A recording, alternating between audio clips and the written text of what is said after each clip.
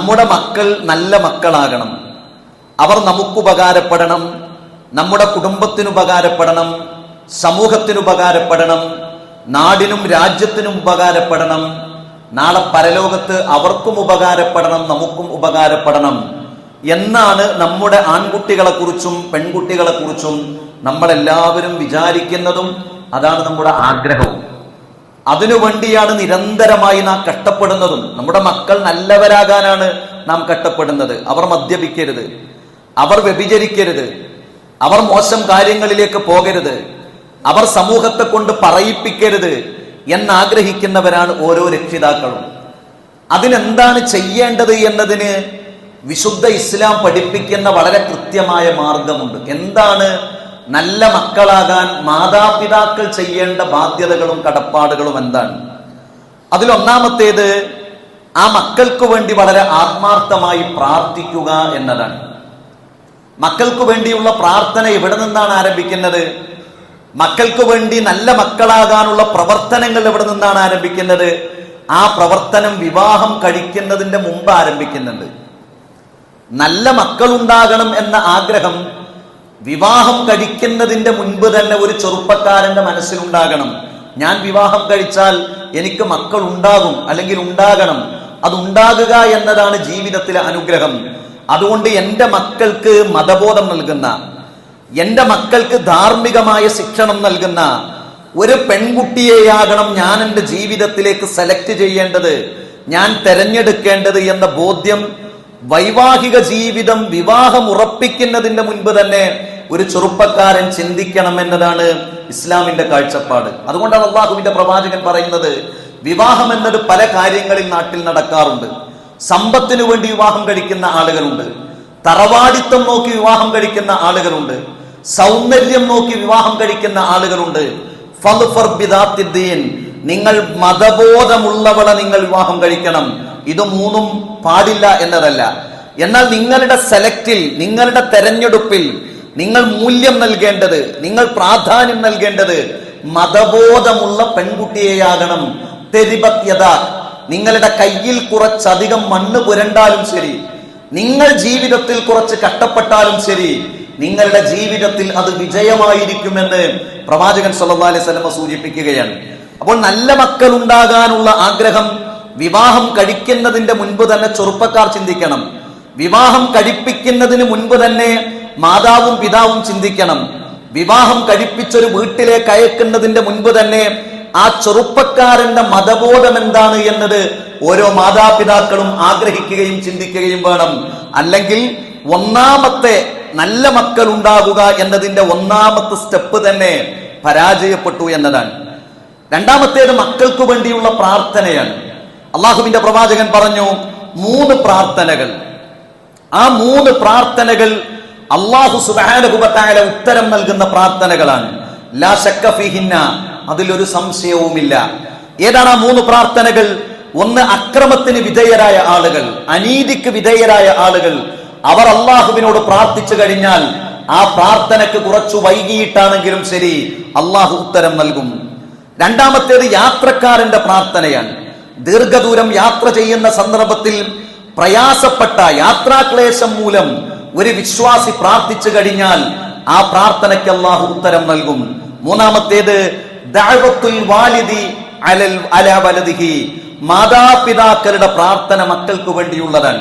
മക്കൾക്ക് നല്ല വിദ്യാഭ്യാസം കൊടുക്കുന്നതോടുകൂടെ, മക്കൾക്ക് നല്ല വസ്ത്രം വാങ്ങിക്കൊടുക്കുന്നതോടുകൂടെ തന്നെ, മക്കളുടെ ഓരോ കാര്യങ്ങളിലും ഇടപെടുന്നതോടുകൂടെ തന്നെ നമ്മുടെ നമസ്കാരത്തിന് ശേഷമുള്ള വളരെ പ്രധാനപ്പെട്ട ഒരു സമയം നമ്മുടെ മക്കളുടെ നന്മക്ക് വേണ്ടി അള്ളാഹുവിനോട് പ്രാർത്ഥിച്ചു കഴിഞ്ഞാൽ ആ പ്രാർത്ഥനയ്ക്ക് അള്ളാഹു സുബ്ഹാനഹു വ തആല ഉത്തരം നൽകുമെന്നതാണ്. അപ്പോൾ മക്കൾ നന്നാകാനുള്ള വളരെ പ്രധാനപ്പെട്ട ചില നിർദ്ദേശങ്ങളിൽ വളരെ പ്രാധാന്യത്തോടുകൂടി മതം പഠിപ്പിക്കുന്ന ഒന്നാണ് മക്കൾക്ക് വേണ്ടി, നിങ്ങളുടെ ആൺകുട്ടികൾക്ക് വേണ്ടി, നിങ്ങളുടെ പെൺകുട്ടികൾക്ക് വേണ്ടി നിങ്ങൾ അള്ളാഹുവിനോട് വളരെ ആത്മാർത്ഥമായി പ്രാർത്ഥിക്കണം എന്നതാണ്. പ്രാർത്ഥന മാത്രം മതിയോ? പ്രാർത്ഥന മാത്രം പോരാ. മക്കളുടെ കാര്യത്തിൽ മക്കൾക്ക് തർബീയത്ത് നൽകണം. തർബീയത്ത് എന്ന വാക്കിന് ഒരുപാട് അർത്ഥങ്ങളുണ്ട്. അതിന്റെ വളരെ പ്രധാനപ്പെട്ട ഒരർത്ഥം തക്വീൻ എന്നതാണ്, അല്ലെങ്കിൽ തൻശിഅത്ത് എന്നതാണ്. തക്വീൻ എന്ന് പറഞ്ഞാൽ രൂപപ്പെടുത്തുക എന്നതാണ്. മക്കളെ നിങ്ങൾ രൂപപ്പെടുത്തിയെടുക്കണം. അത് രൂപപ്പെട്ടു വരേണ്ട ഒന്നല്ല. മക്കൾ സ്വയം രൂപപ്പെട്ടു വരേണ്ട ഒന്നല്ല. മക്കളെ നിങ്ങൾ രൂപപ്പെടുത്തിയെടുക്കണം എന്നതാണ്. കാരണം 25 വയസ്സാണ് പ്രീ ഫ്രണ്ടൽ കോർട്ടക്സ് എന്നൊരു ഭാഗം നമ്മുടെ തലച്ചോറിനുണ്ട്. ഈ തലച്ചോറിന്റെ മുൻവശത്തിന് പറയുന്ന പേരതാണ് പ്രീ ഫ്രണ്ടൽ കോർട്ടക്സ്. ഈ പ്രീ ഫ്രണ്ടൽ കോർട്ടക്സ് ഒരു മനുഷ്യനിൽ ഉറക്കുക, തലച്ചോറിന്റെ മുൻഭാഗം ഉറക്കുന്നത് 25 വയസ്സാകുമ്പോഴാണ് എന്നാണ്. ആ തലച്ചോറിന്റെ മുൻവശത്തിന്റെ പ്രധാനപ്പെട്ട ഒരു ധർമ്മം ശരി തെറ്റുകളെ പൂർണ്ണമായി ഒരു മനുഷ്യന് വ്യവച്ഛേദിച്ചറിയാൻ കഴിയുന്നത് പൂർണ്ണമായി 25 വയസ്സിന് ശേഷമാണ് എന്നാണ്. അതുകൊണ്ട് മക്കൾ മനസ്സിലാക്കേണ്ട ഒന്നുണ്ട്, ചെറുപ്പക്കാർ മനസ്സിലാക്കേണ്ട ഒന്നുണ്ട്, ന്യൂജൻ എന്ന് പറഞ്ഞ് നടക്കുന്ന കുട്ടികൾ മനസ്സിലാക്കേണ്ട ഒന്നുണ്ട്. നിങ്ങളുടെ കാഴ്ചപ്പാടുകൾ യഥാർത്ഥത്തിലുള്ള കാഴ്ചപ്പാടുകളല്ല. നിങ്ങളുടെ ആഗ്രഹങ്ങളും ചിന്തകളും ശരിയായിരിക്കാം, എന്നാൽ ജീവിതത്തിൽ അനുഭവമുള്ളവർ, ജീവിതത്തിൽ നിങ്ങളുടെ മാതാപിതാക്കൾ അവർ പറയുന്ന കാര്യം കൂടി നിങ്ങളുടെ ജീവിതത്തിലേക്ക് ചേർക്കുമ്പോഴേ തലച്ചോറുറക്കാത്ത പ്രായത്തിൽ തലച്ചോറുറച്ചവരുടെ ഉപദേശം നിങ്ങൾ നിങ്ങളുടെ ജീവിതത്തിൽ കേൾക്കണം. അത് വളരെ പ്രധാനപ്പെട്ട ഒന്നാണ്. അതുകൊണ്ട് ആ 25 വയസ്സുവരെയെങ്കിലും മക്കളെ രൂപപ്പെടുത്തിയെടുക്കുക എന്നത് മാതാപിതാക്കളുടെ ധർമ്മമാണ്, അവരുടെ ബാധ്യതയാണ്, അവരുടെ കടപ്പാടാണ്. നമ്മൾ ഓരോരുത്തരും ആലോചിച്ചു നോക്കൂ, നമ്മുടെ ചെറുപ്പത്തിന്റെ ചിന്തകളെ കുറിച്ച്, നമ്മുടെ ചെറുപ്പത്തിന്റെ ആഗ്രഹങ്ങളെ കുറിച്ച്. ഞാൻ എന്റെ 10ാം ക്ലാസ് കഴിഞ്ഞപ്പോ എന്റെ ഉമ്മയോട് പറഞ്ഞു, ഞാൻ ഹോട്ടലിൽ നിൽക്കാൻ വേണ്ടി പോവുകയാണ് എന്ന്. ഹോട്ടലിൽ നിൽക്കുന്നത് ഒരു മോശം ജോലിയല്ല, എന്നാൽ എന്റെ ജീവിതത്തിലെ ആ സമയത്തെ ഒരു ആഗ്രഹമായിരുന്നു അത്. പിതാവില്ലാതെ വളർന്നു, സ്വന്തമായി വരുമാനം വേണമെന്ന ആഗ്രഹമുണ്ടായി. ആ എന്നുപോലും മലയാളത്തിൽ എഴുതാൻ അറിയാത്ത എന്റെ മാതാവ് പറഞ്ഞു, ആ ജോലിക്ക് നീ പോകില്ല എന്ന്. ആ ജോലിക്കന്ന് ഞാൻ പോയിരുന്നെങ്കിൽ ഇന്ന് എനിക്ക് കിട്ടിയിരുന്ന ഏറ്റവും വലിയ ജോലി എന്തായിരിക്കും? ഒന്നാലോചിച്ചു നോക്കൂ. ഇങ്ങനെ ഓരോരുത്തർക്കും ജീവിതത്തിലെ അനുഭവങ്ങൾ ഉണ്ടാകും, ആ കാലഘട്ടത്തിലെ വലിയ സംഭവങ്ങൾ ഉണ്ടാകും, ആ കാലഘട്ടത്തിൽ വലിയ കാര്യമാണ് എന്ന് വിചാരിച്ചതുണ്ടാകും. എന്നാൽ പല ആഗ്രഹങ്ങളും മാതാപിതാക്കൾ തിരുത്തി നമ്മെ നേരിന്റെ വഴിയിലേക്ക് നമ്മെ നയിച്ചു. അങ്ങനെ നയിക്കേണ്ടവരാണ് ഞങ്ങൾ എന്ന ബോധം മക്കൾക്കും, അങ്ങനെ നയിക്കേണ്ട ഉത്തരവാദിത്തമുള്ളവരാണ് ഞങ്ങൾ എന്ന ബോധം മാതാപിതാക്കൾക്കും ഉണ്ടാകുക എന്നത് വളരെ പ്രധാനപ്പെട്ട ഒന്നാണ്. അതുകൊണ്ട് മക്കളെ രൂപപ്പെടുത്തിയെടുക്കണം. ഒരു ചെടി നാം നട്ടുപിടിപ്പിച്ചാൽ അതിന് വെള്ളമൊഴിക്കണം, അതിന് വളമിട്ട് കൊടുക്കണം, അതിന്റെ കളകൾ പറിച്ചു മാറ്റണം. അതെന്താണ്? നാം ഉദ്ദേശിക്കുന്ന തരത്തിൽ ആ ചെടിയാകാൻ, അതിൽ കായകൾ ഉണ്ടാകാൻ, അതിൽ ഫലങ്ങൾ ഉണ്ടാകാൻ അത് നട്ടുപിടിപ്പിച്ചയാൾക്ക് വളരെ കൃത്യമായി ആ വിഷയത്തിൽ ബോധ്യമുണ്ടാകും. അതിനേക്കാൾ വലിയ ബോധ്യം തങ്ങളുടെ മക്കളുടെ വിഷയത്തിൽ ഉണ്ടാകണം എന്നത് മതം പഠിപ്പിക്കുകയാണ്. നമ്മളൊക്കെ നമ്മുടെ ജീവിതത്തിൽ ആഗ്രഹിക്കുന്ന കുറെ ആഗ്രഹങ്ങളുണ്ട്, കുറെ ചിന്തകളുണ്ട്. നമ്മുടെ മക്കൾ ഇങ്ങനെയാകണം എന്ന് വിചാരിക്കുന്ന കുറെ കാര്യങ്ങളുണ്ട്. അതിൽ ഒന്നാമതായി മാതാപിതാക്കൾ എന്ന നിലക്ക് നാം ശ്രദ്ധിക്കേണ്ടത്, ആ വിഷയങ്ങളിലെല്ലാം നമ്മുടെ മക്കൾക്ക് നാം മാതൃകയുള്ളവരാകണം.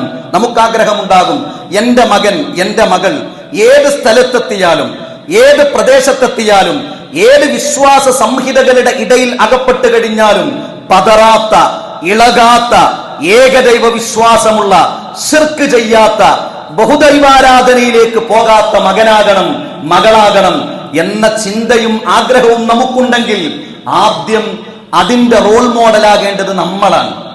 നമ്മൾ റോൾ മോഡലാകണം. നമ്മൾ ആദർശത്തിൽ വിട്ടുവീഴ്ചയില്ലാത്ത ആളുകളാകണം. നമ്മൾ ശിർക്കുമായി സന്ധി ചെയ്യാത്ത ആളുകളാകണം. നാം ബിദ്അത്തുമായി അടുക്കാത്ത ആളുകളാകണം. കാലവും അതിന്റെ മുന്നോട്ടുള്ള പോക്കും അതിന്റെ വ്യത്യസ്തങ്ങളായ ഭാവങ്ങളും ഏത് തരത്തിൽ കടന്നു വന്നാലും അടിപതറാത്ത ആദർശത്തിൽ നാം ഉറച്ചു നിന്നാൽ നമ്മുടെ മക്കൾ ആ വഴി സ്വീകരിക്കും. നമുക്കാഗ്രഹമുണ്ടാകും, എന്റെ മക്കൾ 5 വക്ത് നമസ്കരിക്കണം, എന്റെ മക്കൾ 5 വക്ത് നമസ്കരിക്കണം. അതിനെന്ത് ചെയ്യണം? മാതാപിതാക്കൾ റോൾ മോഡലാകണം. സുബഹിക്ക് പള്ളിയിലേക്ക് വരുന്ന ഒരു പിതാവാകാൻ ഒരു ഉപ്പക്ക് സാധിച്ചിട്ടില്ലെങ്കിൽ ആ മക്കൾ നമസ്കരിക്കണമെന്ന അതിയായ ആഗ്രഹം കൊണ്ട് മാത്രം യാതൊരു കാര്യവുമില്ല. അത് റോൾ മോഡലാണ്. 10 വയസ്സുള്ള ഒരു ആൺകുട്ടി തന്റെ വീട്ടിലുണ്ടെങ്കിൽ അവനെ വളരെ സ്നേഹത്തോടെ തട്ടി വിളിച്ച് നമുക്ക് പള്ളിയിലേക്ക് പോകുകയല്ലേ എന്ന് ചോദിക്കുന്ന ഒരു പിതാവ്, അങ്ങനെ മകനെ തന്റെ കൂടെ പള്ളിയിലേക്ക് കൊണ്ടുപോകുന്ന ഒരു പിതാവ്, ആ പിതാവിനെ തന്റെ മകൻ 5 വക്ത് കൃത്യമായി നമസ്കരിക്കണമെന്ന ആലോചനക്കും ചിന്തയ്ക്കും ആ പിതാവിനെ അർഹതയുള്ളൂ. എന്റെ മക്കൾ നല്ല സംസ്കാരമുള്ളവരാകണം. എന്റെ മക്കൾ ഇസ്ലാം എന്നത് ജീവിതത്തിൽ അഭിമാനത്തോടുകൂടി നോക്കിക്കാണുന്ന ആളുകളാകണം. അത് വെറുതെയല്ല. ഇസ്ലാം എന്നത് അഭിമാനത്തോടുകൂടി നോക്കിക്കാണാൻ മാത്രം കഴമ്പുള്ള ഒരാദർശമാണ്, ഒരു പ്രത്യയ ശാസ്ത്രമാണ്, ഒരു വിശ്വാസ സംഹിതയാണ്. അതുകൊണ്ട് എന്റെ മക്കളും അങ്ങനെയാകണം. മതനിരാസത്തിന്റെ, മതനിഷേധത്തിന്റെ, ദൈവവിശ്വാസത്തിന്റെ എല്ലാം ചോയ്സും വ്യക്തി സ്വാതന്ത്ര്യവുമായി കടന്നു വരുന്ന ഒരു കാലഘട്ടത്തിൽ എന്റെ മക്കൾക്ക് ഇസ്ലാമിക സംസ്കാരം ഉണ്ടാകണം എന്ന് മാതാപിതാക്കൾ ആഗ്രഹിക്കുന്നുണ്ടോ എങ്കിൽ ആ ഇസ്ലാമിക സംസ്കാരത്തിലെ വളരെ പ്രധാനപ്പെട്ട ഒന്നാണ് ഇസ്ലാമിക വേഷവിധാനം എന്നത്. ഇസ്ലാമിലെ വേഷവിധാനം എന്നത്, ആ വേഷവിധാനം കല്യാണത്തിനാണെങ്കിലും സൽക്കാരത്തിനാണെങ്കിലും പൊതുചടങ്ങിനാണെങ്കിലും ധരിക്കുന്ന ഒരു ഉമ്മയെ ഒരു പെൺകുട്ടി കണ്ടു കഴിഞ്ഞാൽ സ്വാഭാവികമായി കൊണ്ട് ആ മൂല്യം മക്കളിലേക്ക് കടന്നു വരും. എന്റെ മക്കൾ നല്ല സ്വഭാവമുള്ള ആളുകളാകണം, നല്ല സ്വഭാവമുള്ളവരാകണം. അതിന് മാതാപിതാക്കൾ നല്ല സ്വഭാവമുള്ളവരാകണം. പല സ്വഭാവമുള്ള ആളുകൾ സമൂഹത്തിൽ ഉണ്ടാകും. എന്നാൽ മരണപ്പെട്ട് കഴിഞ്ഞാൽ പോലും ആളുകൾക്ക് പുറത്തു കൊടുക്കാൻ കഴിയാത്ത തരത്തിൽ പുറത്തു കൊടുക്കണം. എന്നാലും ആളുകളുടെ മനസ്സിൽ ഈർഷ്യതയുള്ള, പ്രവാചകൻ പറഞ്ഞത് മുസ്തറാഹം മിൻഹു, ചില ആളുകളൊക്കെ മരിച്ചുപോയാൽ അവർ സമൂഹത്തിനൊരാശ്വാസമാണ് എന്ന് അല്ലാഹുവിന്റെ റസൂല് പറഞ്ഞു. ആ തരത്തിലുള്ള സ്വഭാവമുള്ള ആളുകൾ ഉണ്ടാകും. എവിടെ പോയാലും പ്രശ്നം, എവിടെ പോയാലും മനുഷ്യരുടെ ന്യൂനത കാണുന്നവർ, എവിടെ പോയാലും ഒന്നിന്റെ കുറ്റം ചികയുന്നവർ, എല്ലാ മനുഷ്യരെയും പരിഹസിക്കുന്നവർ, ഞാനാണ് പൂർണ്ണനാണെന്ന് വിചാരിക്കുന്നവർ, അങ്ങനെയുള്ളവർക്ക്, അത് കണ്ടു വളരുന്നവർക്ക് അതേ സ്വഭാവമുള്ള മക്കളാണ് ഉണ്ടാകുക. അതുകൊണ്ട് നല്ല സ്വഭാവത്തിന് മാതാപിതാക്കൾ മാതൃകയുള്ളവരാകണം. എന്റെ മകൻ അവന്റെ എല്ലാ പ്രായത്തിലും എന്നെ ആദരിക്കണം. അവന്റെ 5-ാം വയസ്സിൽ ആദരിക്കണം, 15-ാം വയസ്സിൽ ആദരിക്കണം, അവന്റെ വിവാഹശേഷം ആദരിക്കണം. അവന് 2 മക്കളായാൽ എന്നെ ബഹുമാനിക്കണം. എനിക്ക് പ്രായമായി എന്നെ താങ്ങിക്കൊണ്ടുപോകുന്ന സമയത്തും എന്നെ ബഹുമാനിക്കണം. അതിനെന്ത് ചെയ്യണം? നാം നമ്മുടെ മാതാപിതാക്കളെ ആദരിക്കണം. നാം അവരോട് മാന്യമായി പെരുമാറണം. നാം അവർക്ക് വേണ്ട കാര്യങ്ങൾ ചെയ്തു കൊടുക്കണം. നാം അവരുടെ മരുന്നും ഗുളികയും എടുത്തു കൊടുക്കണം. നാം വീട്ടിൽ നിന്ന് പോകുമ്പോൾ അവരോട് സലാം പറഞ്ഞിറങ്ങണം. ഇത് കാണുകയാണ് ഒരു കുട്ടി, ഇത് അനുഭവിക്കുകയാണ് ഒരു കുട്ടി. അങ്ങനെയായാൽ മാതാപിതാക്കളെ ബഹുമാനിക്കുന്ന മക്കളാകാൻ സാധിക്കും. എന്റെ മകൻ നല്ലവണ്ണം പഠിക്കണം. ജനിക്കുമ്പോൾ തന്നെ ആരും IAS ആകുന്നില്ല, ആരും ISF ആകുന്നില്ല, ആരും ഡോക്ടറും എഞ്ചിനീയറും ആകുന്നില്ല. അതൊരു വളർത്തലാണ്. അതെന്താണ്? പല മാതാപിതാക്കൾക്കും സ്കൂളിൽ പഠിക്കുന്ന കുട്ടി 5-ലാണോ 6-ലാണോ 7-ലാണോ എന്നുപോലും അറിയാത്തവർ ഈ 2024 സമൂഹത്തിലുണ്ട്. ആലോചിച്ചു നോക്കൂ, അതുപോലും അറിയില്ല. 3 മക്കളാ ഉള്ളത്. വലിയവൻ ഏത് ക്ലാസ്സിലാ? 6-ലാ 7-ലാ? അറിയൂല. ബാപ്പക്ക് അറിയൂല. ബാപ്പ വഴിക്കന്നെ വരൂല. മക്കളെ കുറിച്ച് അന്വേഷിക്കുകയേയില്ല. നിങ്ങളൊന്ന് ആലോചിച്ചു നോക്കൂ, എത്ര പ്രണയ നൈരാശ കൊലപാതകങ്ങളാണ് സമൂഹത്തിൽ നടക്കുന്നത്. 5 ദിവസം മുൻപാണ് നടന്നത്. താമരശ്ശേരിയിലുള്ള 2 ചെറുപ്പക്കാർ, ഒന്ന് 10-ാം ക്ലാസ്സിൽ പഠിക്കുന്ന കുട്ടിയാണ്. ബാലുശ്ശേരിയിലുള്ള ഒരു വീട്ടിൽ ഒരാഴ്ചയോളമായി അവർ തൂങ്ങി മരിച്ച് അവിടെ നിന്ന് ദുർഗന്ധം വമിക്കുന്നത് ആളുകൾക്ക് അനുഭവപ്പെട്ടപ്പോഴാണ് അന്വേഷിച്ചത്. ആ മരണപ്പെട്ടതിൽ ഒന്ന് 15 വയസ്സുള്ള ഒരു പെൺകുട്ടിയാണ്. നമുക്ക് 13 വയസ്സുള്ള പെൺകുട്ടികളില്ലേ? നമുക്ക് 15 വയസ്സുള്ളവരില്ലേ? നമുക്ക് 17 വയസ്സുള്ളവരില്ലേ? അവർ പഠിക്കുന്ന സ്ഥാപനങ്ങളില്ലേ? അവിടെ നമ്മൾ അറിയുന്ന അധ്യാപകരില്ലേ? ആളുകൾ കാണും, സലാം പറയും, പിരിഞ്ഞുപോകും. എല്ലാവരുടെയും ധാരണ ഞങ്ങളുടെ മക്കൾ വളരെ ഉഷാറാണ് എന്നതാണ്. ഒന്ന് ചോദിച്ചാൽ, ഒന്ന് സലാം പറഞ്ഞ് എന്റെ മകൾ എങ്ങനെയുണ്ട്, എന്റെ മകൻ എങ്ങനെയുണ്ട് എന്നൊരു 2 ചോദ്യം ചോദിച്ചിരുന്നുവെങ്കിൽ എന്നാഗ്രഹിക്കുന്നവ എത്ര അധ്യാപക സമൂഹത്തിലുണ്ട്? ചോദിക്കൂല, പറയൂല, അന്വേഷിക്കൂല. അത് കുറവാണ്. അവസാനം തൂങ്ങി മരിച്ചു കഴിയുമ്പോ ആരുടെയെങ്കിലും കൂടെ ചാടിപ്പോയി കഴിഞ്ഞാൽ കരയുന്ന കുറെ ആളുകളുണ്ട്. അതുകൊണ്ട് പഠനത്തെക്കുറിച്ച് വളരെ കൃത്യമായ അന്വേഷണങ്ങൾ നമ്മുടെ മാതാപിതാക്കളുടെ അടുത്തുണ്ടാകേണ്ടതുണ്ട്.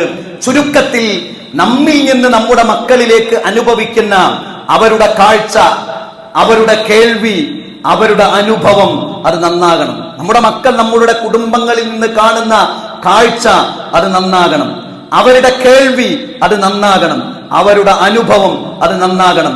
രാത്രി വീട്ടിലേക്ക് വന്ന് സ്വന്തം ഭാര്യയെ മർദ്ദിക്കുന്ന ഒരു ചെറുപ്പക്കാരൻ, ഒരു ഭർത്താവ്, അയാളുടെ 2 മക്കൾ നന്നാകുമെന്ന് വിചാരിക്കേണ്ട. കാരണം ആ കുട്ടിക്ക് കയ്യുറക്കാത്തത് കൊണ്ടാണ്, എന്റെ ഉപ്പയെ അടിക്കാൻ കഴിയാത്തത് കൊണ്ടാണ് അവർ നോക്കി നിൽക്കുന്നത്. ആരോഗ്യമായാൽ ആ അടിക്കുന്ന കയ്യിന് ആ കുട്ടി പിടിക്കും. കാരണം എന്താ?